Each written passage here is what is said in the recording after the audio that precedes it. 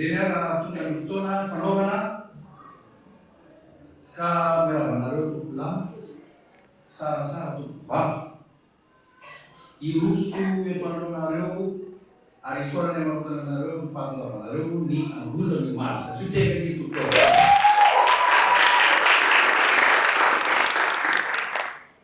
fampirantiana ny maha-malagasy vakoka sy ny kanto malagasy ary iverenay fa ambezana fafinaretana aminareo ny zarany izy ireo mandeha fotoana maro volana maromaro taona maromaro ka dia mazava fafinaretana tompoko ankafizo tompolahy Andriamanitra zay nameantsika zao fotoana zao ny sorana mialoha ary ansotranareo rehetra mbola misy namantsika marobe mbola maoverina fatao tomboka ho azaitsika fotoana hoe amivalo dia manomboka amivalo hira telopolo mahery hira malagasy kanto taloha sy ny angolany maly sotanely no akosavanareo misy ko fiketsikely vitsivitsy zay somary atsikana fa mampieritreritra ka dia makasitraka tompolahy makatena tompobavy.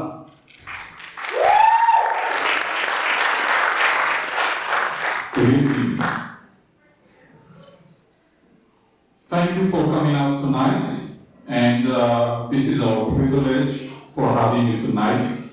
As you may know, this is the first show and the first group, Malagasy group, that will sing Kanfain here in the United States.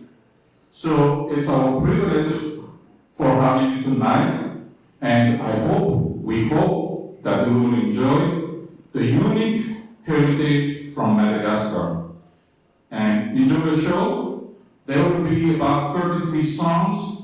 There are some plays, and at the end, we hope that you will have a great evening. Thank you very much.